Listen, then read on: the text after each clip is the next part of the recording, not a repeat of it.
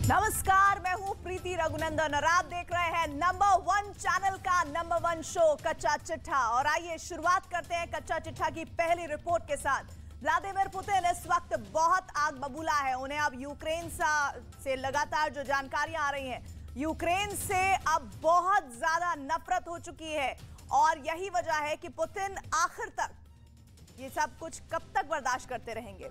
Putin से रहा नहीं जा रहा है और पुतिन ने वो सबसे बड़ा हमला कर दिया है जिसका खतरा ज़ेलेंस्की को सबसे ज्यादा सता रहा है। पुतिन के एक मिसाइल हमले में यूक्रेन को बहुत बड़ा झटका लगा है। रूस का दावा है कि उसने ज़ेलेंस्की को अमेरिका से मिले वो 100 से ज्यादा रॉकेट तबाह कर दिए हैं, जिससे यूक्रेन रूस को रोकने की कोशिश कर रहा है। कच्चा चिट्ठा में आज आपको ये भी बताएंगे कि जब पुतिन यूक्रेन पर मिसाइल लॉन्च कर रहे थे तब ज़ेलेंस्की ने ऐसा क्या कर दिया कि वो बहुत ज्यादा विवादों में घिर गए हैं। लेकिन सबसे पहले देखिए पुतिन का वो बदला जिसके बारे में जानकर ज़ेलेंस्की की नींद उड़ चुकी है।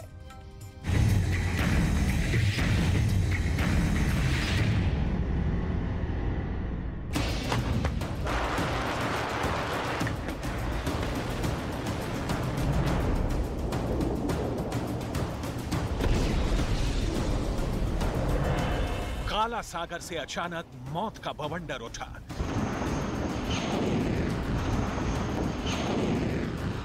एक के बाद एक रूस की कई क्रूज मिसाइल अपने टारगेट की तरफ बढ़ चली। ये पहले कैमरे का शॉट है। क्रूज मिसाइल लगातार लॉन्च हो रही हैं। अब देखिए दूसरे कैमरे से बहुत ही करीब से कि किस तरह मिसाइल रशियन नेवल शिप से लॉन्च की गई।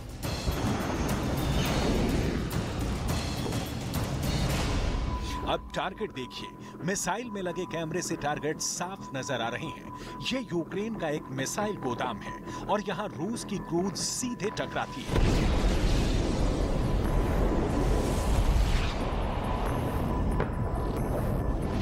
ये सब कुछ पुतिन के ऑर्डर पर हुआ और फिर रूस से खबरें आने लगी।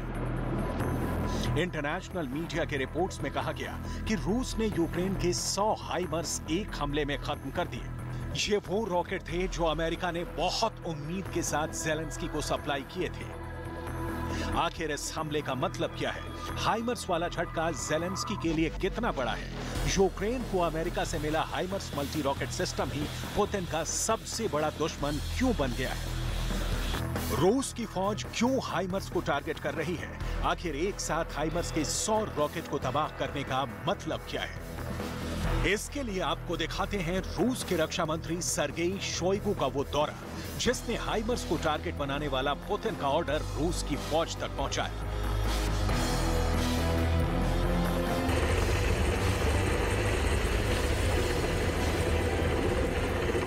जब पुतिन के एक बहुत ही सीक्रेट मिशन पर रूस से हेलीकॉप्टर का एक काफिला यूक्रेन भेजा गया था, कयास लगाए जाने लगे कि इस हेलीकॉप्टर में पुतिन का कोई बड़ा कमांडर है। अटैक हेलीकॉप्टर से घिरा ये Mi-17 V5 हेलीकॉप्टर आखिर यूक्रेन में डॉनबास के एक सीक्रेट मिलिट्री बेस पर जा रहा था। ये हेलीकॉप्टर कहां उतरे, रूस की फोर्सेस ने इसका पता नहीं लगने दिया, क्योंकि ये दौरा बहुत ही हाई प्रोफाइल था। ऐसे हेलीकॉप्टर्स का काफिला कभी भी ज़ेलेंस्की के एयर डिफेंस मिसाइल का टारगेट बन सकता था। फिर पुतिन के रक्षा मंत्री सर्गेई शोइगु यूक्रेन की जमीन पर उतरे और इस मीटिंग में रूस के सभी टॉप कमांडर्स को बताया गया कि यूक्रेन के सभी लंबी दूरी वाले हथियारों को चुन चुन कर खत्म कर दिया जाए, क्योंकि ये राष्ट्रपति व्लादिमीर पुतिन का ऑर्डर है।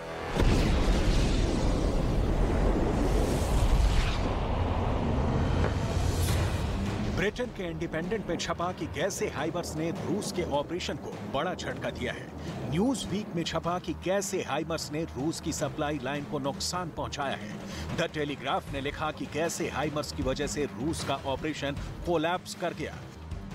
हाइमर्स से दुश्मनी और उसे खत्म करने का पुतिन वाला प्लान ऐसे ही नहीं बना। ये मल्टी रॉकेट सिस्टम वाकई बहुत खतरनाक है और इसे लेकर शुरू से ही रूस और अमेरिका आमने सामने है। पुतिन ने हाइमर्स को लेकर ज़ेलेंस्की और नेटो को क्या वार्निंग दी थी, इसे भी बहुत गौर से देखिए। Применяются с самого начала. Но применяются они эффективно только там, где нет войсковой системы ПВО. У нас есть Буки, Торы, Панцири. Работают в высшей степени эффективно. ज़ेलेंस्की के लॉन्ग रेंज वेपन सिस्टम को लेकर पुतिन की नई स्ट्रेटजी बहुत खतरनाक है। ये नई रणनीति बताती है कि ज़ेलेंस्की जैसे ही नए हथियार दिखाएंगे, पुतिन उनको अपने टारगेट पर ले लेंगे। ज़ेलेंस्की जिन्हें गेम चेंजर बताएंगे, पुतिन उनका गेम ओवर कर देंगे। आखिर पुतिन को ऐसा क्या झटका लगा कि ऐसे ऑर्डर की नौबत आ गई है? इसे बहुत गहराई से समझने की जरूरत है, क्योंकि हाइमर्स ये एक ऐसा हथियार है जो रूस के स्पेशल ऑपरेशन के रास्ते में सबसे बड़ी रुकावट साबित हो रहा है।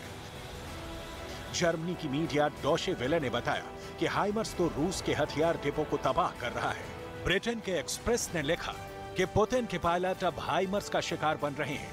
डेली मेल की खबर में तो ये दावा किया गया कि रूस की सेना के 12 अफसर हाइमर्स के हमले में मारे गए। यूक्रेन युद्ध में ज़ेलेंस्की नए हथियार दिखा रहे हैं और पुतिन उन आधुनिक वेपन सिस्टम को बहुत ही तैयारी के साथ खत्म भी करते जा रहे हैं। इसमें कोई शक नहीं कि ज़ेलेंस्की के लॉन्ग रेंज वाले हथियारों को रूस बहुत ज्यादा नुकसान पहुंचा रहा है और पुतिन ने उनको उड़ाने का ऑर्डर दे दिया। रूस का रक्षा मंत्रालय ऐसे ऑपरेशन के वीडियो भी जारी कर रहा है जिसमें यूक्रेन के लंबी दूरी के हथियारों को तबाह किया गया है। इस ऑपरेशन में रूस ने सुखोई 25 फाइटर जेट के साथ कमो 52 भी इस्तेमाल किए, जिनकी हवाई बमबारी में ज़ेलेंस्की के कई अड्डे उड़ गए। साथ ही मल्टी बैरल रॉकेट लॉन्चर से भी बारूद की बारिश की जा रही है। इन हथियारों से ऐसे अड्डों को टारगेट किया जा रहा है जहां पर ज़ेलेंस्की के लॉन्ग रेंज वाले वेपन सिस्टम रखे गए हैं। То, что мы видим, слышим, знаем, здесь это ничего не имеет общего с доверием к украинскому режиму или с недоверием. Это зависит от того, какие ракеты американцы поставят. Но то, что мы сегодня слышим, и как бы то, что мы понимаем, это ракеты, как раз, которые на 45-70 километров, в зависимости от типа ракет, летят. Значит, ну то же самое было и с теми градами, ураганами, смерчами, о которых я сказал. Там тоже дальность 40-70 километров. Ничего нового нет. इनमें हाइमर्स रॉकेट की रेंज 70 किलोमीटर से ज्यादा है। इनमें M777 का गोला 30 से 40 किलोमीटर के दायरे में गोला दागता है। इनमें हार्पून मिसाइल की रेंज तो 250 से 300 किलोमीटर तक होती है। ज़ेलेंस्की ने अमेरिका से मिली M777 तोप दिखाई कि कैसे उसके धमाके ने रूस की सेना के पैर उखाड़ने शुरू कर दिए हैं। पुतिन ने जवाब दिया और बता दिया कि अमेरिका से मिली M777 तोप को रूस ने ढूंढ कर खत्म करना शुरू कर दिया है। इसके बाद ज़ेलेंस्की ने अमेरिका से मिला हाइमर्स मल्टी रॉकेट सिस्टम दिखाया कि कैसे उसकी रेंज में रूस के बड़े मिलिट्री ठिकाने आने लगे हैं। पुतिन ने फौरन जवाब दिया और बता दिया कि अमेरिका से यूक्रेन को मिले हाइमर्स सिस्टम को उसने चुन कर तबाह करना शुरू कर दिया है। इसके बाद ज़ेलेंस्की ने अमेरिका से मिली बहुत ही खास हार्पून एंटी शिप मिसाइल दिखाई, जिसकी नकल नेपच्यून मिसाइल से यूक्रेन ने रूस का मिसाइल क्रूजर मॉस्कोवा को डुबोया था। पुतिन ने फिर बताया कि रूस ने पुतिन के एंटी शिप मिसाइलों की कब्र भी उन्हीं के लॉन्चर के अंदर बनानी शुरू कर दी है। दरअसल ऐसे हमलों के लिए पुतिन का बहुत क्लियर ऑर्डर है। रूस के रक्षा मंत्रालय की ऐसी मीटिंग लगातार हो रही है जिसमें रशियन सेना के तमाम अफसरों को बताया जा रहा है कि आगे की लड़ाई कैसे लड़ी जाएगी। इसे लेकर पुतिन की मिलिट्री लीडरशिप से क्या डिमांड है वो देखिए। इन मीटिंग्स में यूक्रेन के ऑपरेशन को तेज करने को कहा जा रहा है। डॉनबास में डोनेस्क के इलाके को ऑल क्लियर करने का ऑर्डर दिया गया है। ज़ेलेंस्की के रॉकेट हमलों की तोड़ निकालने को कहा गया है, यानी लंबी रेंज वाले वो सभी हथियार जिनसे रूस के एडवांस को खतरा है, उन्हें जड़ से मिटाने का हुक्म मॉस्को ने सुना दिया है। यही वजह है कि रूस की सेना ने जुलाई में डॉनबास पर हमले अचानक से तेज किए और अगस्त में इसे दोगुना करने को तैयार है। इसकी बड़ी वजह यह है कि लुहांस्क पर उसका करीब 100% कब्जा हो चुका है और डोनेस्क का आधा इलाका रूस के पास है, जिस पर पुतिन अब पूरी तरह कब्जा करना चाहते हैं। लेकिन उनके सामने बड़ा चैलेंज अब वो हथियार बन रहे हैं जो ज़ेलेंस्की को अमेरिका और नेटो देश से मिल रहे हैं और जिन हथियारों के बलबूते ज़ेलेंस्की का जोश काफी हाई भी है। Окупанти вже дуже добре відчули, що таке сучасна артилерія І у них не буде безпечного тилу ніде на нашій землі, яку вони окупували. Вони відчули, що операції наших розвідників для захисту своєї батьківщини на порядку сильніші, ніж будь-які їхні спецоперації. Російські солдати, і ми це знаємо з перехоплень їхніх розмов, відверто бояться наших збройних сил. ज़ेलेंस्की को अमेरिका से मिले हथियारों पर बहुत ज्यादा यकीन है, क्योंकि इससे उन्होंने कुछ मोर्चों पर वापसी की कोशिश भी की है और वो कामयाब भी होती दिखाई दे रही है, क्योंकि इन लंबी दूरी के हथियारों से रूस को नुकसान भी उठाना पड़ा है। इनमें M777 तोप तो बहुत ही सटीक है।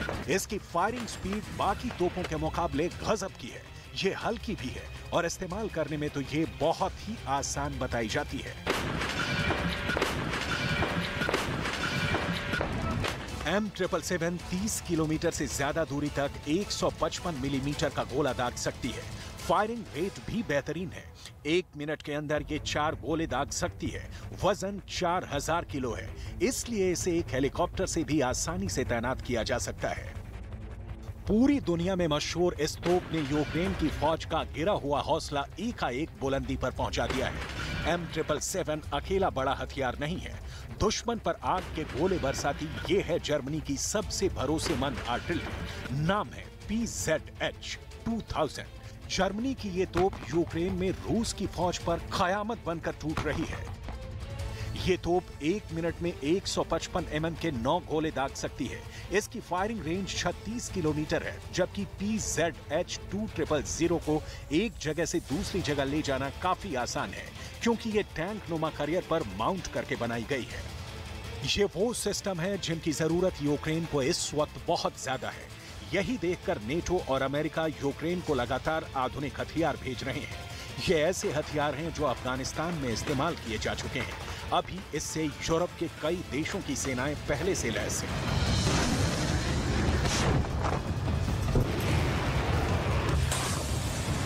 नए हथियारों को लेकर यूक्रेन की बेताबी या कहीं बेचैनी इसलिए भी ज्यादा है, क्योंकि रूस ने डोनेस्क के खिलाफ अपने ऑपरेशन को तेज कर दिया है। रूस की सेना लगातार मिसाइल फायर कर रही है। इस्कंदर से लेकर कलिब्र मिसाइलों का इस्तेमाल और तेज हो गया है। लुहांस्क हारने के बाद ज़ेलेंस्की कोई चांस नहीं लेना चाहते और इसी वजह से वो हाइमर्स के साथ अब एक और रॉकेट सिस्टम इस्तेमाल करने के लिए तैयार। और इस वक्त की बड़ी खबर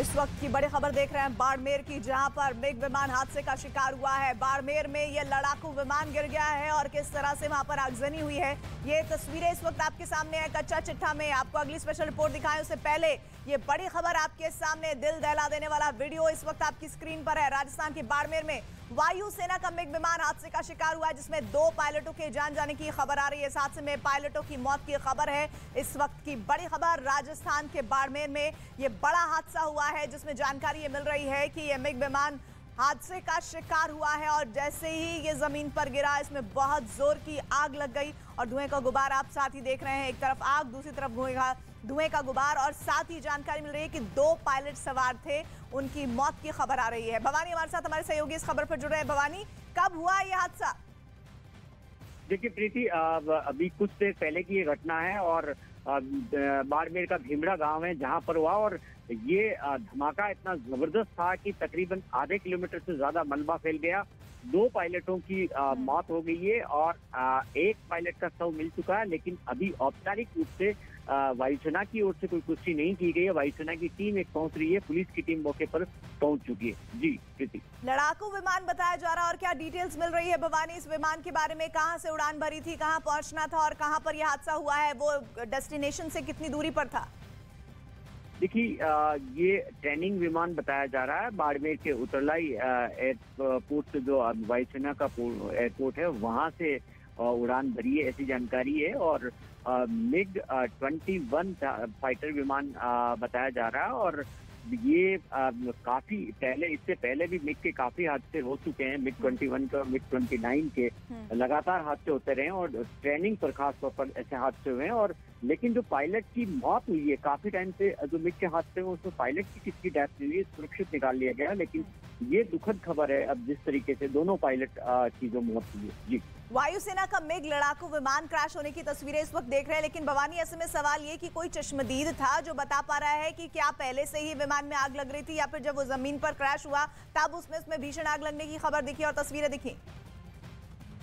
देखिए, जो तस्वीरों में भी आप देख सकते हैं और आसपास के लोगों ने भी बताया कि जब ये गिर रहा था तब भी उसके अंदर कुछ आग के उन्होंने देखे थे कि गिरते हुए बड़ा सा कोई गोला गिर रहा है आग का, और बड़ा धमाका हुआ, तेज धमाका हुआ। आसपास के लोग दहशत के अंदर आ गए कि इतना धमाका कैसे, और बहुत तेजी से किसी ने सोचा ये क्या गिरा। फिर उसके बाद में जब मलबा देखा, थोड़ी देर बाद में पुलिस को सूचना दी, तब पता पड़ा कि ये विमान है, वायुसेना का विमान है। फिर एयरफोर्स को सूचना दी गई है, जोधपुर एयरफोर्स स्टेशन को। उसके बाद में जो एयरफोर्स स्टेशन से टीम है वो इस वक्त वहां पर पहुंच गई है। तो हादसे में दोनों पायलटों की जान जाने की खबर आ रही है। बड़ी खबर भवानी दे रहे हैं हमारे सहयोगी। पुलिस की टीम घटनास्थल के लिए रवाना हो गई है। मिग 21 विमान के क्रैश होने की खबर, जिसमें 2 पायलटों की जान चली गई है। और आइए अगली रिपोर्ट का जिक्र कर लेते हैं। यहाँ पर 5 महीनों से जारी युद्ध में पहली बार ज़ेलेंस्की को पूरी दुनिया के सामने शर्मिंदा होना पड़ा है। वो शर्मिंदगी की वजह इस वक्त आप मेरे पीछे देख रहे हैं।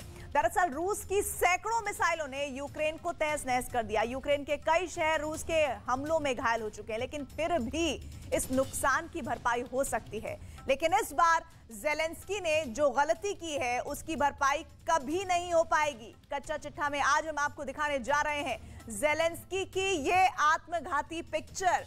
इसे ज़ेलेंस्की का सबसे बड़ा ब्लंडर बताया जा रहा है, जिसका असर यूक्रेन और अमेरिका के रिश्तों पर भी पड़ने वाला है। ये रिपोर्ट आप देखेंगे तो आपको समझ में आएगा कि पुतिन तो ये सब देखकर बहुत खुश होंगे, क्योंकि ज़ेलेंस्की के लिए तो ये अपने पैर पर कुल्हाड़ी मारने जैसा है।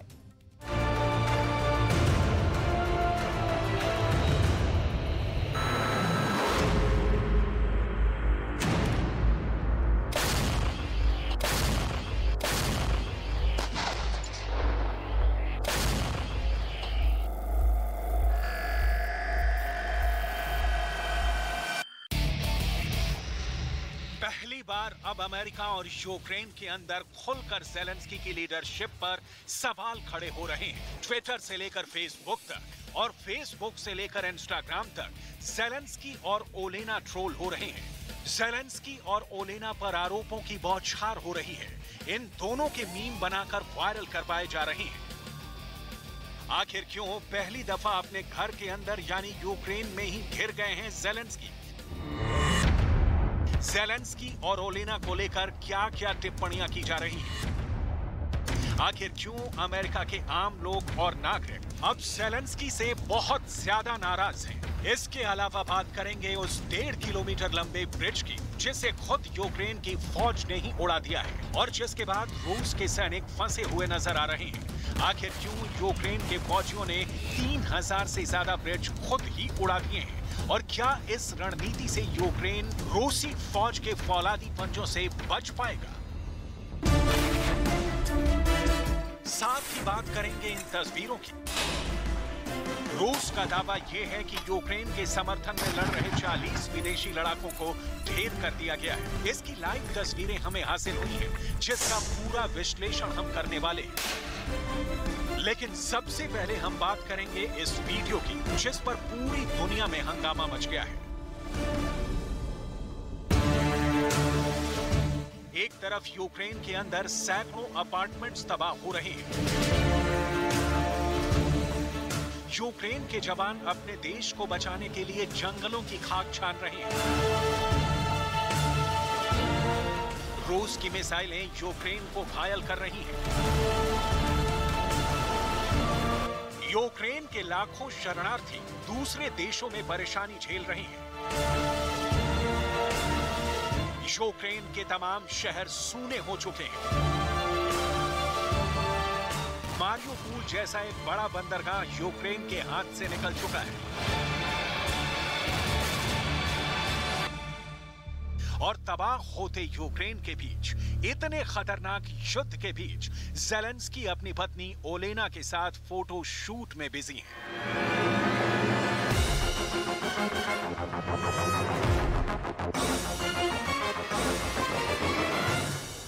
ज़ेलेंस्की और ओलेना ने फैशन और लाइफस्टाइल मैगजीन वोग के लिए फोटोशूट किया है।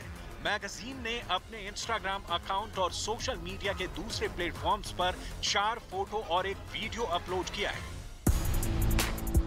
ये हैं वो 4 फोटो जिसमें ज़ेलेंस्की और ओलेना पोज देते हुए नजर आ रहे हैं। 1, 2, 3, 4। अब यूक्रेन और पूरी दुनिया के लोग ये कह रहे हैं कि एक तरफ जंग में सैनिक मारे जा रहे हैं और दूसरी तरफ प्रेसिडेंट और फर्स्ट लेडी का फोटोशूट चल रहा है। लोगों ने किस तरह की टिप्पणियां की हैं, आपको दिखाते हैं। अमेरिका की एक नेता लॉरेन बोएबर्ट ने ट्वीट किया है कि हम अमेरिका के लोग यूक्रेन को $60 बिलियन की सहायता भेजते हैं, लेकिन ज़ेलेंस्की वोग मैगजीन के लिए फोटोशूट कर रहे हैं। ये लोग सोचते हैं कि हम कुछ नहीं, बस शोषण करने वालों का एक झुंड है। एक और ट्विटर अकाउंट पर टिप्पणी की गई है कि जब आप किसी अभिनेता को अपने राष्ट्रपति के रूप में चुनते हैं तो युद्ध के समय भी प्राथमिकताएं निर्धारित की जाती हैं। अमेरिका के एक फेमस एंटरप्रेन्योर इयान स्मिथ लिखते हैं कि हमारी अमेरिका की सरकार टैक्स पेयर से बिना पूछे यूक्रेन को अरबों अमेरिकी डॉलर भेज रही है, लेकिन ज़ेलेंस्की और उनकी पत्नी वोग पत्रिका के लिए फोटो शूट कर रहे हैं। क्या बकवास मजाक है? अंधी लूट मची है। आप समझ सकते हैं कि लोगों में ज़ेलेंस्की और उनकी पत्नी को लेकर गुस्सा किस हद तक भड़का हुआ है। ये फोटो देखिए, एक क्षतिग्रस्त हुए लड़ाकू विमान के सामने खड़े होकर ओलेना ज़ेलेंस्की फैशन पोज दे रहे हैं। ये ना सिर्फ पूरे यूक्रेन राष्ट्र बल्कि उनके लिए लड़ रही यूक्रेन की फौज के लिए भी मनोबल तोड़ने वाली तस्वीरें हैं।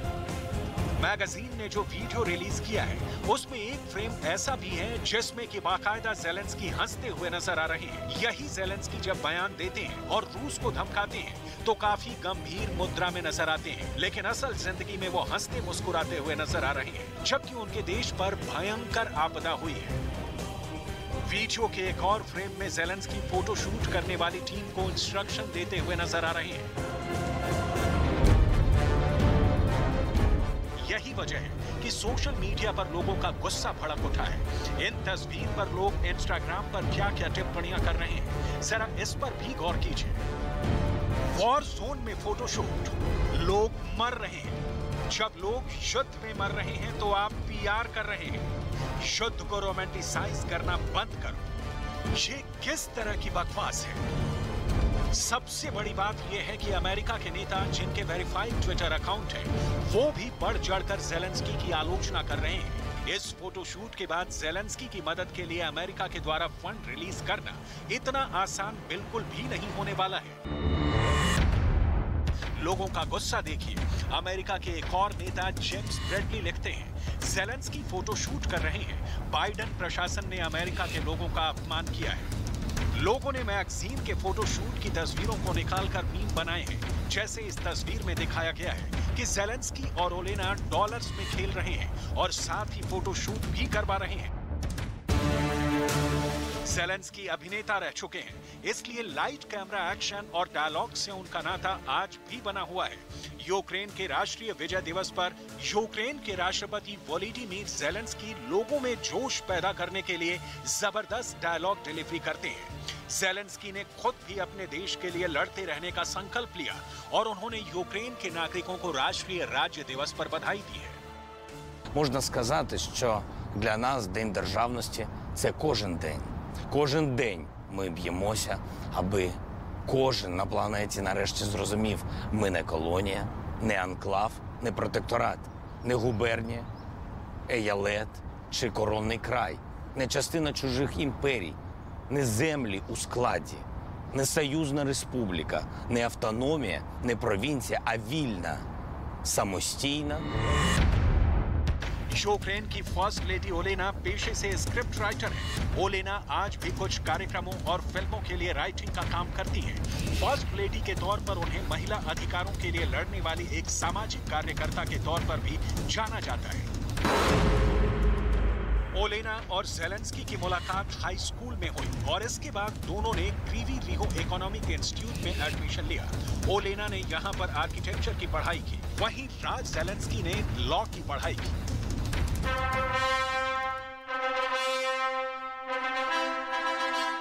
दोनों ने एक दूसरे को 7 साल तक डेट किया और फिर सितंबर 2003 में शादी कर ली।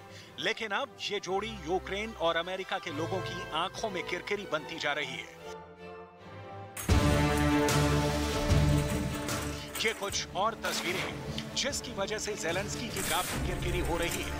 ये वीडियो रूस ने जारी किया है। दरअसल रूस के रक्षा मंत्रालय ने दावा किया है कि डोनेट्स्क के एक गांव में रूस ने मिसाइलें लॉन्च करके 40 से ज्यादा विदेशी लड़ाकों को ढेर कर दिया है जो यूक्रेन की तरफ से जंग लड़ रहे थे। रूसी लड़ाके मशीन गनों को तैयार करके इमारत के अंदर से मोर्चा ले रहे हैं। कुछ मिसाइल लॉन्चर भी वीडियो में दिखाए गए हैं जिनसे यूक्रेन के कब्जे वाले इलाकों पर धमाके किए जा रहे हैं।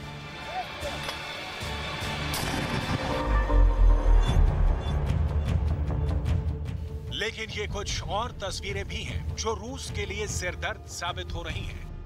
ये खेरसॉन का अंतोनिविका रोड ब्रिज है जिसकी लंबाई पूरे 1.5 किलोमीटर है। इस ब्रिज को खुद यूक्रेन की फौज ने ही तबाह कर दिया है। इसकी वजह बिल्कुल साफ है। दरअसल यूक्रेन के लड़ाकों को लगता है कि इसी ब्रिज से रूसी सैनिकों को रसद और हथियारों की सप्लाई हो रही है और इस ब्रिज के तबाह होने के बाद रूस की फौज की रसद कट जाएगी और रूसी सेना फंस जाएगी। ज़ेलेंस्की को ना सिर्फ ये उम्मीद है बल्कि उन्होंने ये भी कहा है कि पूरे इलाके को जीतकर दोबारा इस पुल को यूक्रेन की सरकार ही बनवाएगी। Щодо Антонівського мосту в Херсоні та інших переправ області. Звичайно, всі вони будуть відбудовані, але вже нами.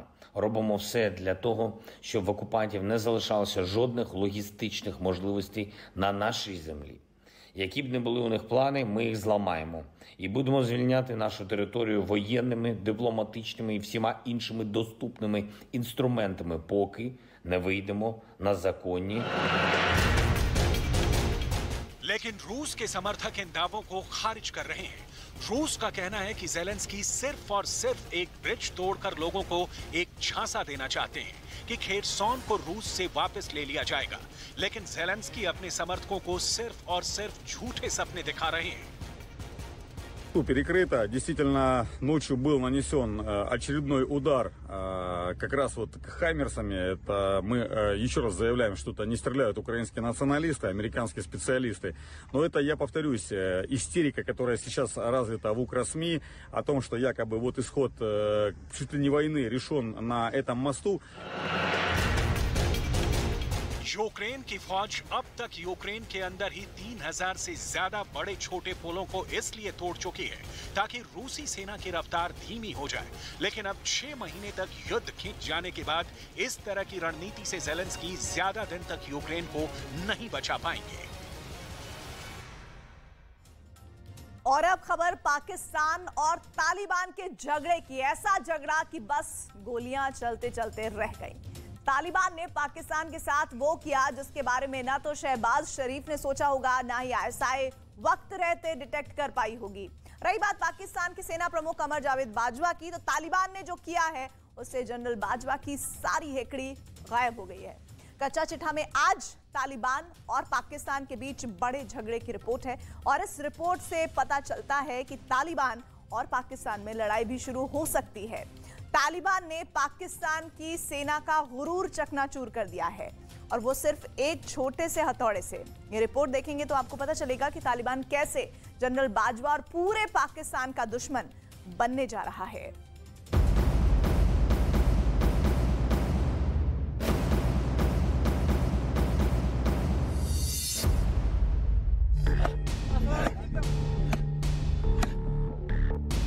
हथौड़ा तालिबान का, पिलर पाकिस्तान का।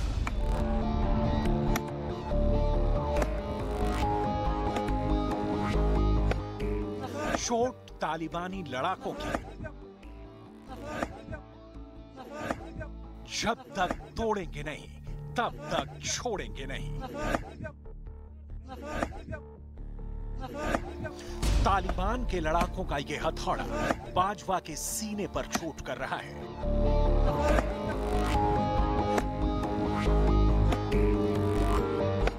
पहला हथौड़ा, दूसरा हथौड़ा, तीसरा हथौड़ा, चौथा हथौड़ा, पांचवां हथौड़ा, छठा हथौड़ा, सातवां हथौड़ा, आठवां हथौड़ा, नवां हथौड़ा, 10वां हथौड़ा।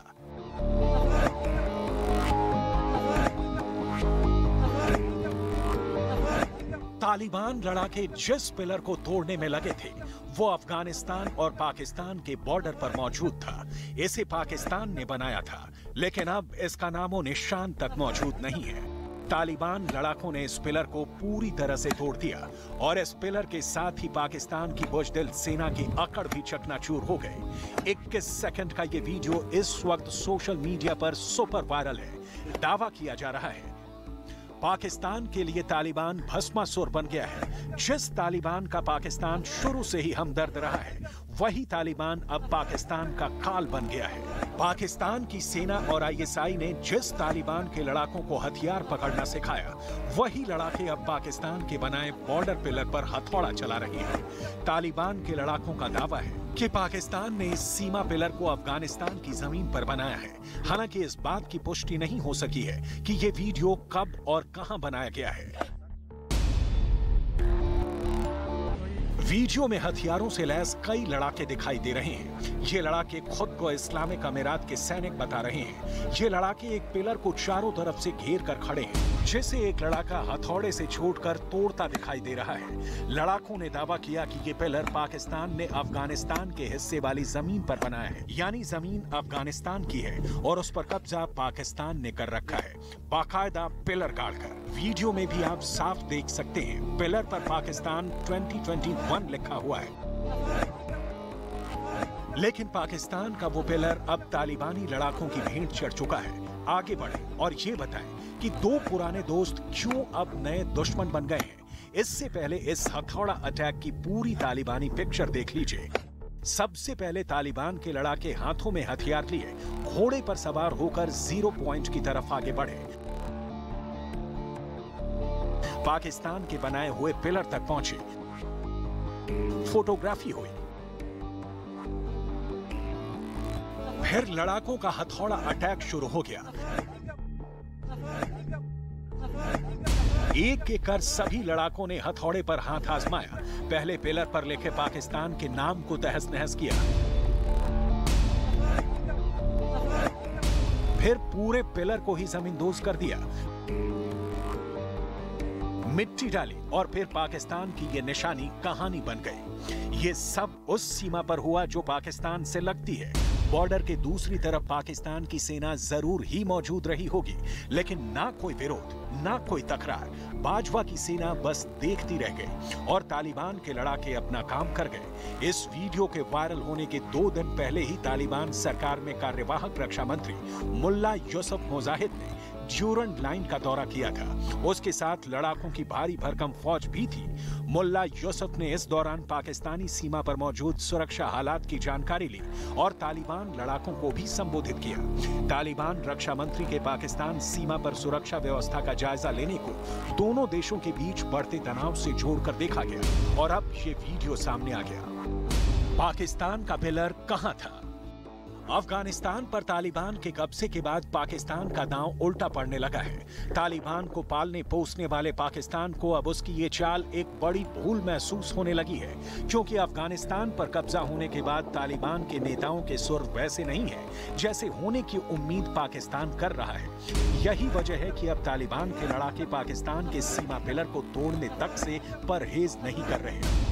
वीडियो में जो पाकिस्तान का पिलर टूटते दिख रहा है वो अफगानिस्तान के बदख्शां के वखन इलाके में मौजूद 0 पॉइंट पर था, जो कि ड्यूरंड लाइन पर मौजूद है। वही ड्यूरंड लाइन जिसे लेकर अफगानिस्तान और पाकिस्तान में शुरू से विवाद रहा है। तालिबान के मुताबिक पाकिस्तान ने अफगानिस्तान के 300 से 400 मीटर जमीन पर कब्जा कर लिया था, जिसकी एक वजह वहां मौजूद एक छोटी सी नदी है जिसे पाकिस्तान ने पीछे धकेल दिया। जब अफगानिस्तान में तालिबान का राज लौटा था तो पाकिस्तान ने ड्यूरंड रेखा के मुद्दे को शांत होने की उम्मीद जताई थी। इसी वजह से तब के इमरान सरकार ने तालिबान का समर्थन किया था। लेकिन ड्यूरंड रेखा को लेकर दोनों देशों के बीच का तनाव कम होने की जगह ज्यादा ही बढ़ गया। अफगानिस्तान पर कब्जे के बाद तालिबान और पाकिस्तान के बीच सबसे बड़ा विवाद ड्यूरंड लाइन पर ही है। 1893 में ब्रिटिश भारत और अफगानिस्तान के बीच 2640 किलोमीटर लंबी सीमा रेखा बनी थी। जिस अंग्रेज अफसर ने इस लाइन को नक्शे पर खींचा था उसका नाम था सर हेनरी मार्टिमर ड्यूरंड। इसलिए इस रेखा का नाम ड्यूरंड लाइन पड़ गया। अफगानिस्तान इस लाइन को दोनों मुल्कों की सीमा नहीं मानता। अफगानिस्तान का कहना है कि ये लाइन पश्तून लोगों को बांटती है। पश्तून लोगों का अफगानिस्तान की आबादी में सबसे बड़ा हिस्सा है, लेकिन जितने पश्तून लोग अफगानिस्तान में हैं, करीब उतने या उससे भी ज्यादा पाकिस्तान में भी हैं, वो भी अफगानिस्तान की सीमा पर। यानी कि ड्यूरंड लाइन से आधे पश्तून लोग पाकिस्तान में रह गए और आधे अफगानिस्तान में रह गए। ड्यूरंड समझौता काबुल में ब्रिटिश इंडिया के तत्कालीन विदेश सचिव सर मार्टिमर ड्यूरंड और तब के अफगानिस्तान के अमीर अब्दुल रहमान खान के बीच हुआ था। लेकिन काबुल पर जो चाहे राज करे, ड्यूरंड लाइन पर सबकी आपत्ति रही है। यही वजह है कि अब तालिबान के लड़ाके उन तमाम निशानों को मिटाने में लगे हैं जो ड्यूरंड रेखा को वजूद में लाता है।